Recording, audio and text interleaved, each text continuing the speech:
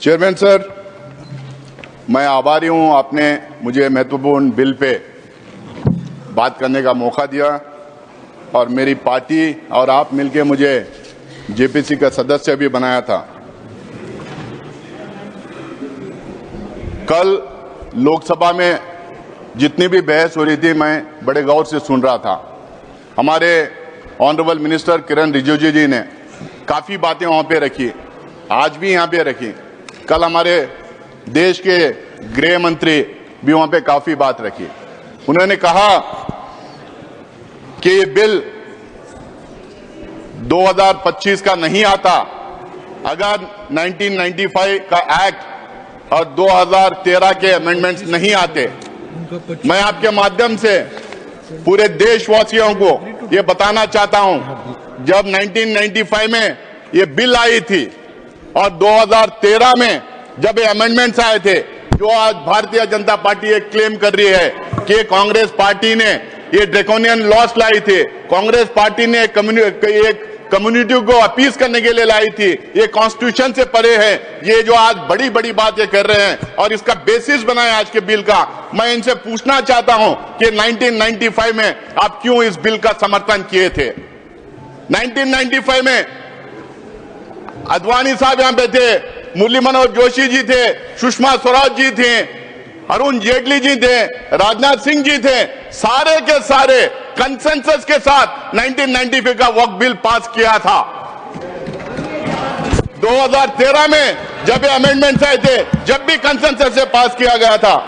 1995 में लोकसभा में भारतीय जनता पार्टी की तरफ से बंडारू दत्तात्रेय जी ने अपनी बात रखी थी और राज्यसभा में सिकंदर बख्श जी ने अपनी बात रखी थी। अपनी बात रखने के टाइम पे दोनों भी इस बिल का पूरा समर्थन किया था। उसके बाद में लोकसभा में भी उसके बाद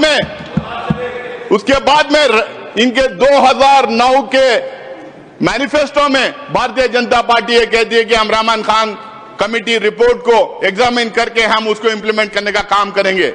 उसी रहमान खान कमेटी के रिपोर्ट के रिकमेंडेशंस के बेसिस पे, और आज ये जो बार बार कह रहे हैं सच्चर कमेटी रिपोर्ट, जिस कमेटी के रिपोर्ट को इन टोटो इन्होंने खारिज किया था, उनके खिलाफ क्या क्या इन्होंने नहीं कहा था, उस कमेटी के रिपोर्ट के खिलाफ इन्होंने क्या क्या नहीं किया था। हम लोगों ने रहमान खान कमेटी रिपोर्ट और सच्चर कमेटी के रिपोर्ट के आधार पर जब 2013 में अमेंडमेंट्स लाए थे, उस टाइम पे इनके तरफ से लोकसभा में शाहनवाज हुसैन जी, राज्यसभा में मुख्तार अब्बास नकवी जी अपनी बात रखते हुए उन 2013 के अमेंडमेंट को पूरी तरह से सपोर्ट किया था। मैं इन लोगों से पूछना चाहता हूं, अगर ये ड्रैकोनियन लॉ था, अगर ये किसी एक कम्युनिटी को अपीज करने का मामला था, अगर ये कॉन्स्टिट्यूशन के परे थे, तो आपने क्यों सपोर्ट किया था? क्यों कंसेंसस के साथ आपने ये बिल पास करने दिया था? आप 2013 के बाद सर 2014 में ये लोग सरकार में आ गए। 2014 से 2024 तक इनको समझ में नहीं आया कि ये ड्रैकोनियन लॉ है। इनको ये समझ में नहीं आया कि कम्युनिटी को अपीज करने के लिए लाया गया है। 2024 में फिर ये बिल इनको 2024 में इनको याद आ गया, वक्फ बोर्ड ड्रैकोनियन लॉ है, कम्युनिटी को अपीज कर रहे हैं। 2024 में याद आया। क्यों 2024 में याद आया? 10 साल क्यों आपको याद नहीं आया? 2024 में इसलिए याद आया क्योंकि 400 का नारा इनको दिए थे, 240 में निपट गए थे। इनको बिल्कुल मेजॉरिटी नहीं मिली थी। इनको अब समझ में नहीं आ रहा कैसे अपना वोट बैंक बढ़ाएं। इनको यह समझ में नहीं आ रहा कौन सा मुद्दा उछालें, तो इन्होंने वक्फ बोर्ड को लेके आया, इस एक्ट को लेके आके कम्युनल पोलराइजेशन करने का काम कर रहे हैं। आप कह रहे हैं कि हम अपीज कर रहे हैं, आप पोलराइज करना चाह रहे हैं। पूरे देश को, पूरी दुनिया को पता है पोलराइजेशन देश में होता है तो किसका फायदा होता है करके। कौन पोलराइज करता है, कौन धर्म की राजनीति करता है, कौन किसी एक कम्युनिटी को विलन बना के उसके खिलाफ में एक नैरेटिव बिल्डअप करने का काम करता है। और ये पूरी बिल मैं दावे के साथ कह सकता हूं और पूरे में तत्व के साथ, लॉजिक के साथ यहां पे अपनी बात रखूंगा, ये बिल टोटली फॉल्सिटी पे है, ये मिस इन्फॉर्मेशन कैंपेन पे है। एक नैरेटिव बिल्डअप करने की पिछले 4 महीने से 6 महीने से कोशिश की गई है। इसमें सिर्फ ये नहीं, पूरा गोदी मीडिया लग गया इनके सपोर्ट में। इनका जो फेक फैक्ट्री है बीजेपी की, जो आईटी सेल है, पूरी लग गई। ये कह रहे मिस इंफॉर्मेशन फैलाने में। मैं इनके सारे जितने ये मैं भी जो बात किया मैं आपके सामने यहाँ टेबल पे रखता हूं सर। आप कह रहे हैं, आप रिजिजू कह रहे हैं कि हम ट्रांसपेरेंसी लाएंगे, गरीब को मदद करेंगे, हम वक्फ बोर्ड को ताकत देंगे, हम वक्फ बोर्ड को कुछ शक्ति देंगे। भैया आप 10 साल पावर में थे, क्या किए? आज वेबसाइट निकाल के देखेंगे, सेंट्रल वक्फ काउंसिल की जो बात कर रहे हैं सिर्फ किरण रिजिजू का नाम नजर आएगा, काउंसिल नहीं है उसके अंदर, काउंसिल नहीं है उसके अंदर। और जो बजट अलोकेट होता था वक्फ काउंसिल के लिए वो भी नहीं दिया गया। वहां का जो स्टाफ था उनको सैलरीज नहीं दिए गए। भारतीय जनता पार्टी के जो रूल्ड स्टेट्स हैं, कई जगह 10 साल, कई जगह 15 साल, कई जगह 20 साल से है, वहां पे स्टेट वक्फ बोर्ड कॉन्स्टिट्यूट नहीं किए गए। आप अपने शासित राज्यों में वक्फ बोर्ड का नाम नहीं लेते, वहां के वक्फ बोर्ड कॉन्स्टिट्यूट नहीं करते। आज आप कह रहे हैं गरीब मुसलमान को मदद करेंगे, आप कह रहे हैं इसमें ट्रांसपेरेंसी लाएंगे। कितना आप जो असत्य बातें देश के सामने रखेंगे और पार्लियामेंट में रखेंगे। आप हमेशा मिसलीड करने का काम किए हैं। हर एक चीज जो ये बोल रहे हैं इसमें ये सत्य से दूर है और देश को गुमराह करने के लिए, मिसलीड करने के लिए ये बातें यहां पे कर रहे हैं।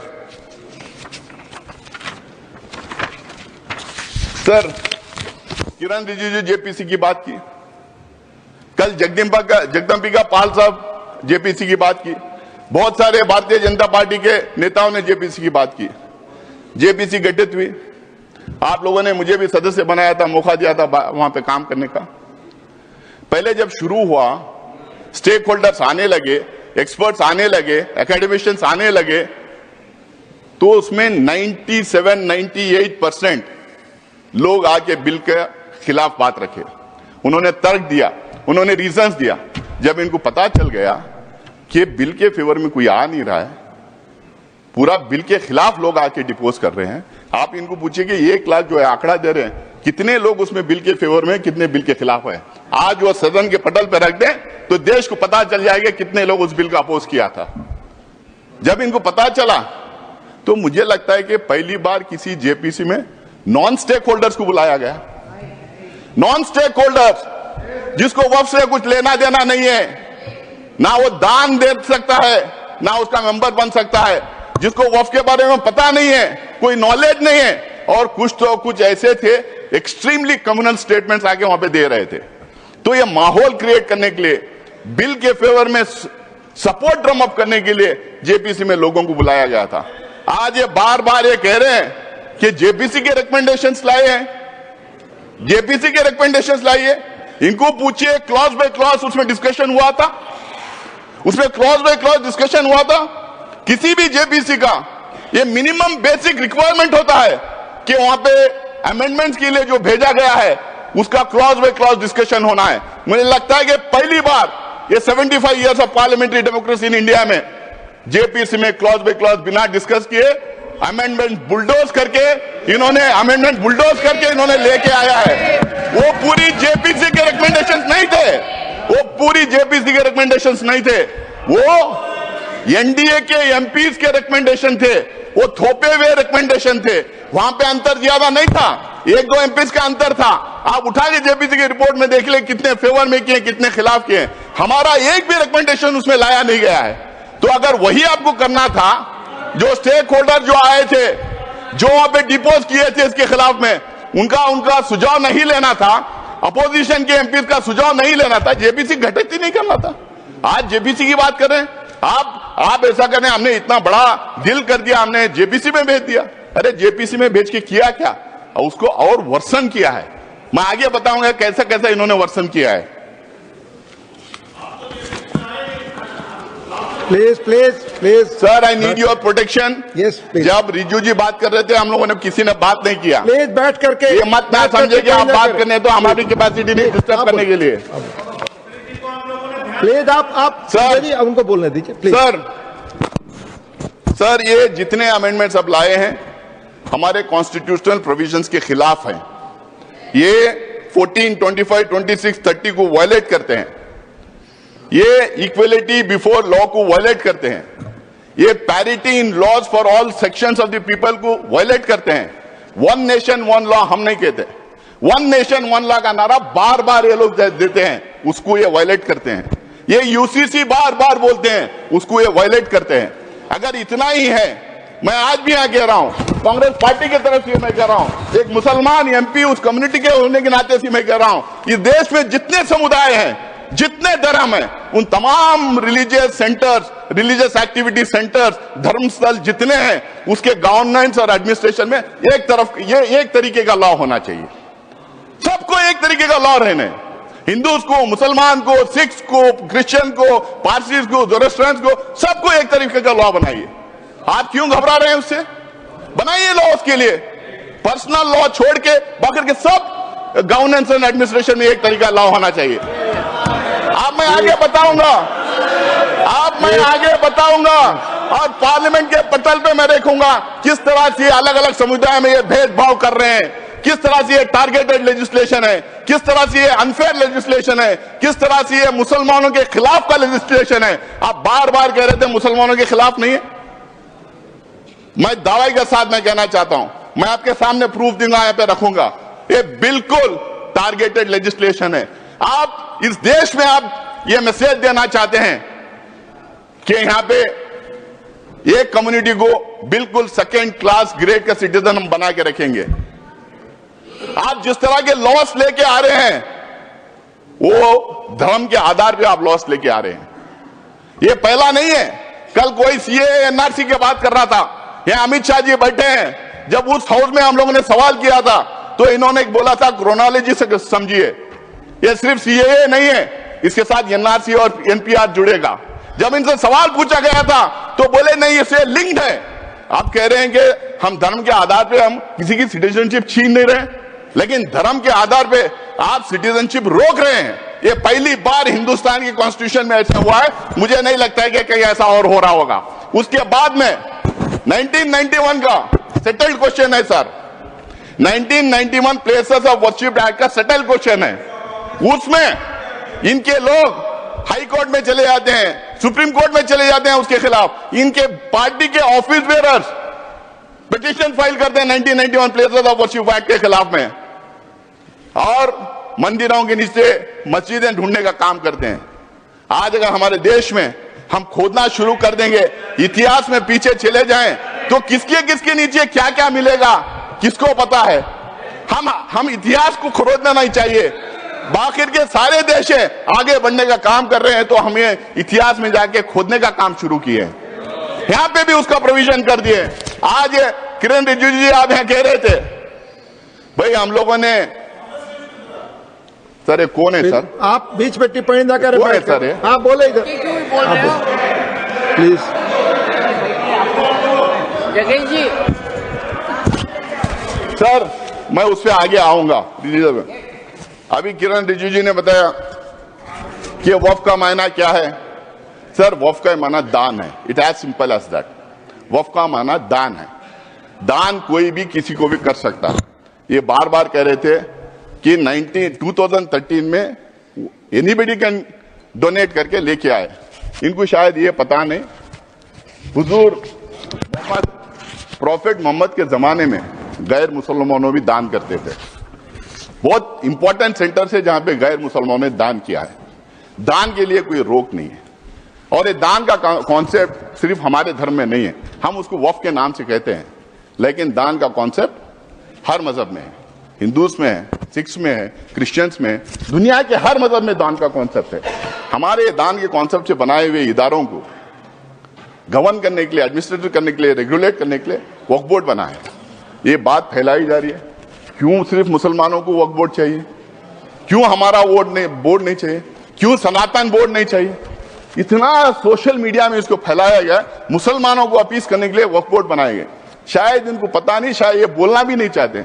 इस देश में एंडोमेंट बोर्ड्स हैं, इस देश में मुजरा डिपार्टमेंट्स हैं, इस देश में हिंदू रिलीजियस प्लेसेस एक्ट्स हैं, इस देश में एसजीपीसी है, इस देश में बहुत सारे स्टेट्स में क्रिश्चियंस के लिए काउंसिल्स और कॉर्पोरेशंस हैं। हर मजहब के लिए है। हर मजहब के रिलीजियस इंस्टीट्यूशंस को गवर्न करने के लिए अलग अलग एक्ट्स बनाए गए हैं। टेंपल ट्रस्ट से, स्टेट से अलग अलग एक्ट्स बनाए गए हैं। आप ये क्यों भ्रम फैला रहे हैं? और ये सिर्फ कांग्रेस का अचानक बनाया हुआ मामला नहीं वक्फ का।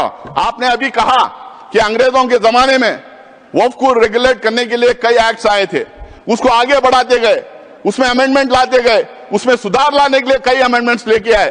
कांग्रेस ने उसको सुधार करने के लिए कई काम किया है।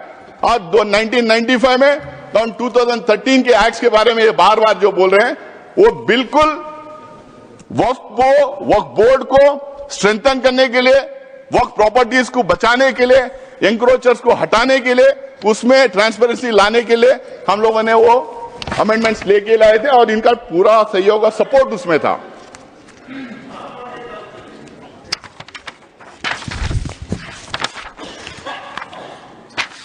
सर, इसमें बार बार ये कहा जा रहा, आज भी ये कह रहे हैं कि वक्फ बोर्ड, ये सबसे बड़ा एलिगेशन वक्फ बोर्ड के खिलाफ है सर, और ये सबसे बड़ा मिस इन्फॉर्मेशन फैलाया गया है। आज भी यहां पे बोल रहे थे कि वक्फ बोर्ड कोई भी जमीन को अपनी जमीन डिक्लेयर कर सकती है। क्या हिंदुस्तान में लॉ नहीं है? क्या रेवेन्यू रूल्स नहीं है? क्या प्रॉपर्टी रूल्स नहीं? मतलब कहीं पे भी हम टवल डाल दें और हमारी बना लें? हम ट्रेनों में चलते हैं, ट्रेनों में नमाज पढ़ते हैं, फ्लाइट्स में नमाज पढ़ते हैं, तो नमाज पढ़ ले तो क्या ट्रेन हमारी हो गई? क्या फ्लाइट हमारी हो गई? क्या वक्फ में उसको लिखवा दें? वक्फ को जो पावर दिया था, अगर वक्फ बोर्ड के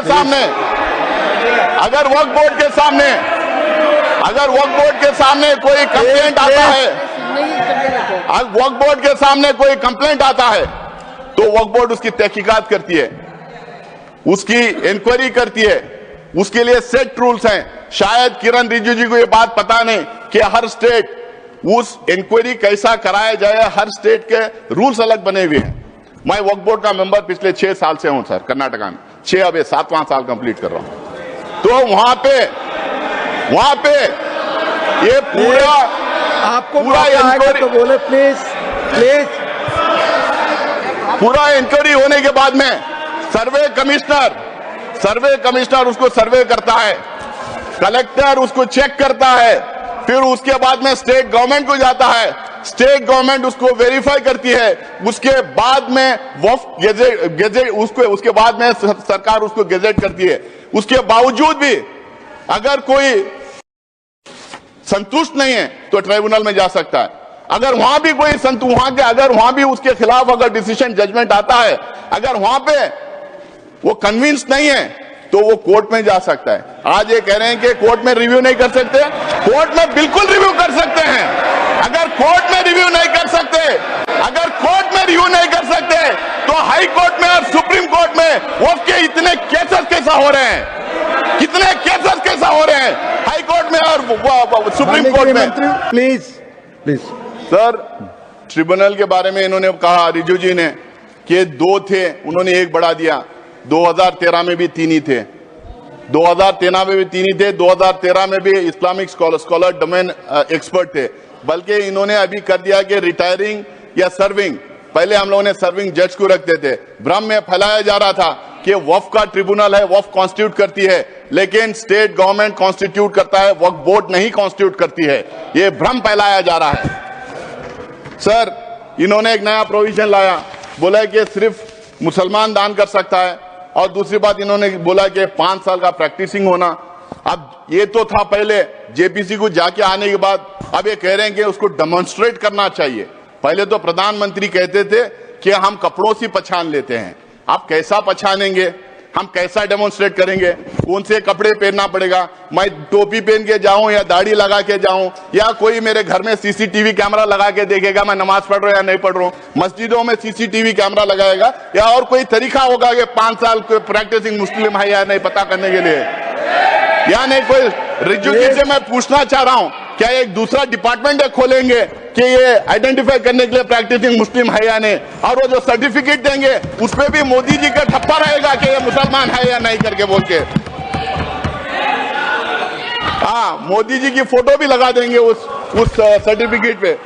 सर, वक्फ बाय यूजर की बात, तो सबसे बड़ा मार जो इस बिल में ला रहे हैं वक्फ बाय यूजर, क्यों ये ला रहे हैं सबको पता है। इनकी सारी की सारी जो है निगाह संपत्ति पे है, जमीन पे है, लैंड पे है। धारावी पे में किसको दिया है उन्होंने, करोड़ों के भाव पे किसको दिया। कल मैं टीवी डिबेट पे था, एक जेपीसी की मेंबर थी इनकी मेरे साथ में, वो कह रही थी कि हम लैंड मोनेटाइज करेंगे। तो समझ में आ गया, मोनेटाइज करके किसको देंगे। तो वक्फ बाय यूजर का मतलब क्या है सर। इस देश में, हमारा देश प्राचीन देश है, इस देश में अलग अलग टाइम अलग अलग धर्म के स्थल बने हुए। हमारे देश में इतने किंगडम्स थे, राष्ट्रकूटा से लेके मौर्य से लेके चेरास, कदम्बास, विजयनगर एम्पायर, अशोका साम्राट का पता नहीं क्या कितने थे, बादशाहें थे, ब्रिटिश गवर्नमेंट थी। यहाँ पे सिर्फ मस्जिद मंदिर की बात, सिर्फ मस्जिद की बात नहीं था। इस देश में बहुत खूबसूरत मंदिरें बने, जबरदस्त मॉन्यूमेंट्स हैं देखने के लायक, गुरुद्वारास हैं, चर्चेस हैं, मस्जिद हैं। अगर आप 400, 500, 600 साल पुराने इमारतों के कागज पूछेंगे, तांबे में, पीतल में जहां लिखा था, कहां से ढूंढ के लाएंगे। उसका प्रूफ सिर्फ ये है, ये हर समुदाय के लिए सही है कि those properties, those institutions exist even today and they are in long usage. That is the proof of that being in waqf. There is waqf by user, there is temple by user, there is gurudwara by user, there is church by user, there is mata by user, there are so many religious institutions by user. किसका proof मांगेंगे। जब हमने बोला तो ये बोले कि हम प्रोस्पेक्टिवली अब ये करेंगे, रेट्रोस्पेक्टिवली नहीं देखेंगे। भाई जो रजिस्टर्ड नहीं है वक्फ बाय यूजर, अगर 200-300 साल पुरानी है तो उसको कैसा मानेंगे आप ये कह रहे हैं कि और दूसरा उसमें ये बोल रहे हैं कि डिस्प्यूटेड है। तो मैं प्लेसेस ऑफ वर्शिप टैग की बात कर रहा था, अगर डिस्प्यूटेड है, गवर्नमेंट है, तो फिर हम नहीं करेंगे। बट डिस्प्यूटेड कैसा है, डिस्प्यूटेड तो एक ही थी, वो बोले थे अयोध्या का मसला छोड़िए बाकी के पूरे इसमें आ जाएंगे। आप कैसा डिस्प्यूटेड, पुराने इदारों के डिस्प्यूट कैसा हो जाएगा। ये खोज रहे हैं बार बार देश में दंगे फसाद करवाने का, ये डिस्प्यूट लड़ना, दंगे फसाद करवाना, अपना वोट बैंक क्रिएट करने की राजनीति कर रहे हैं वक्फ बाय यूजर को निकाल के।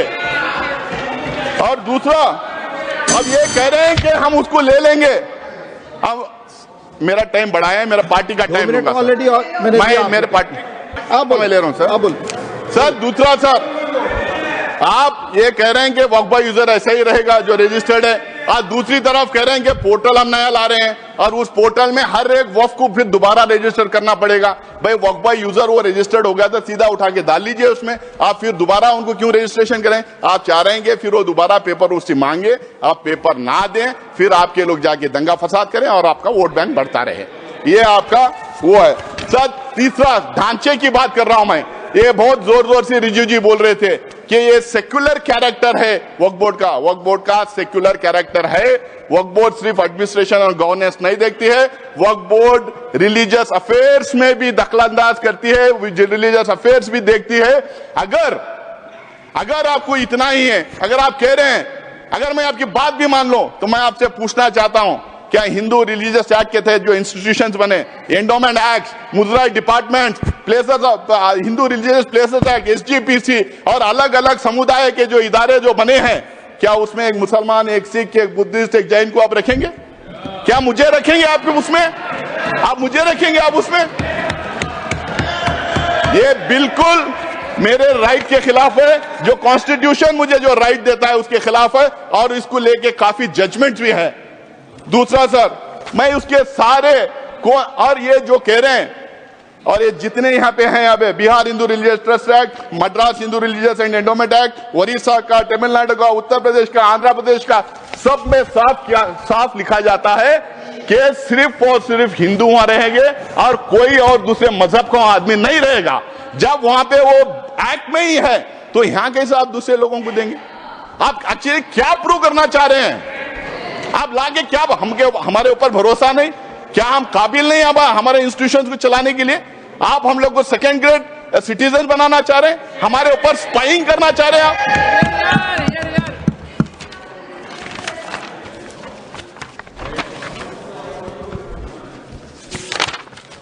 सर, सीईओ को लाने की बात थी कि मुस्लिम सीईओ नहीं रहेगा, दूसरा आएगा। वहां पे भी मैं तमिलनाडु, तेलंगाना, आंध्र प्रदेश के मैं एक्ट बताता हूं, वहां पे भी कहा गया है। Sir finally sir, please finally नहीं खत्म करें। मैं थोड़ा टाइम लूंगा खत्म करें। सर, फाइनली अब 25 मिनट हो गए। सर फाइनली हाँ। Sir finally please do not take sir नहीं फाइनली 3-4 इश्यूज के बारे में बोलूंगा सर। रिजू जी कल भी बोले, आज भी बोले, 123 प्रॉपर्टीज को लेके भ्रम फैलाया जा रहा है। ये सारे के सारे 123 प्रॉपर्टीज आके या तो दरगाह है, या तो मस्जिद है, या तो कब्रिस्तान है, या तो ईदगाह है। ये झूठ है। ऑथेंटिकेट करो, धन्यवाद। ऑथेंटिकेट करो। उसकी लिस्ट में आपको देना चाह रहा हूं। ऑल 120 और इसको धन्यवाद। आपकी बात जयराम जी, धन्यवाद। Jairam ji, another 5 minute, doctor Radha, another 5 minute, doctor Radha Mohan Das Agarwal. नहीं आपकी बात माननीय जो भी असंसदीय शब्द अगर आप इस्तेमाल करेंगे वो रिकॉर्ड में नहीं होगा। प्लीज प्लीज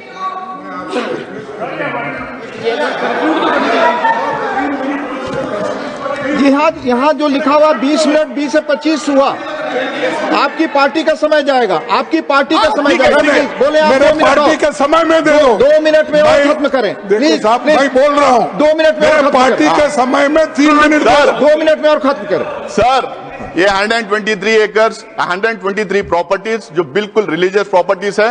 ये लुटियंस दिल्ली जब बना रहे थे, न्यू दिल्ली जब बना रहे थे 1910 में, अंग्रेज गवर्नमेंट ने पूरा का पूरा ये एरिया अक्वायर किया था। जब मुसलमान जाके उनके मिले, वो बोले कि ये 123 प्रॉपर्टीज वक्फ के पास ही रहेंगे, पोजीशन उनके पास ही रहेगा, बट गवर्नमेंट का नाम रहेगा जब तक ये सिटी नहीं बन जाती। बनने के बाद उन्होंने दोबारा वापस उसको वक्फ को दिया था। आज भी, जब से लेके आज भी 123 प्रॉपर्टीज ये पोजीशन वक्फ में ही है, बिल्कुल वक्फ में ही है। और जब 2013 में गवर्नमेंट 2013 में जब इसको डी नोटिफाई करने की बात आई, सरकार ने हाई कोर्ट ने सरकार को बोला था कि आप जल्द से जल्द इसका रिजॉल्व करो। तो जल्द से जल्द रिजॉल्व करने के चक्कर में उस टाइम पे डी नोटिफाई किए। आज इन्होंने 1 मैन कमीशन बनाया था, उसका रिपोर्ट सबके सामने क्यों ना रख देते? उसको पारी कर दिया। 2 मैन कमीशन बनाया था, उसका रिपोर्ट रख दीजिए लोगों के सामने, आपको पता चल जाएगा वो प्रॉपर्टीज हैं या ना है। ये झूठ बोलना, लोगों को गुमराह करना, मिसलाइड करना बंद करें। दूसरा सर, ओके सर, ओके खत्म हुआ। ओके सर, दूसरा सर नहीं खत्म हुआ। मेरे हमारे पार्टी का टाइम ले रहे हैं सर। जितना उन्होंने बोल दिया, येलोपी ने बोल दिया। I cannot go on ending. येलोपी ने बोल दिया sir. I cannot go on येलोपी ने ending. बोला। Please, नहीं, conclude, दूसरा conclude, हाँ, दूसरा conclude, सर, दूसरा conclude. केरला की बात ये करते हैं, कंक्लूड। केरला की बात ये करते हैं, केरला की बात ये करते हैं। मैं इनको ऑथेंटिकेट करने के लिए कहता हूं, वक्फ बोर्ड कभी ये नहीं क्लेम किया उनकी प्रॉपर्टी है। कोर्ट ने 2 टाइम ये डिक्लेयर किया वक्फ प्रॉपर्टी है। तीसरी बार जुडिशियल कमीशन ने कहा वक्फ प्रॉपर्टी है। लेकिन मैं आज भी यहां पे कहता हूं, कांग्रेस पार्टी की तरफ से मैं यह कहना चाहता हूं, जितने गरीब लोग वहां रह रहे हैं, जो फिशरमैन है, पूरे इंडिया की तरफ से मैं कहना चाहता हूं, जो फिशरमैन है, जो गरीब है, जिन्होंने जमीन खरीदी थी, कुछ लोग ऐसे ही रह रहे हैं, उनका इंटरेस्ट प्रोटेक्ट किया जाएगा, उनको वो जमीन दिलाई जाएगी। लेकिन वक्फ बोर्ड को बात करना बंद करें।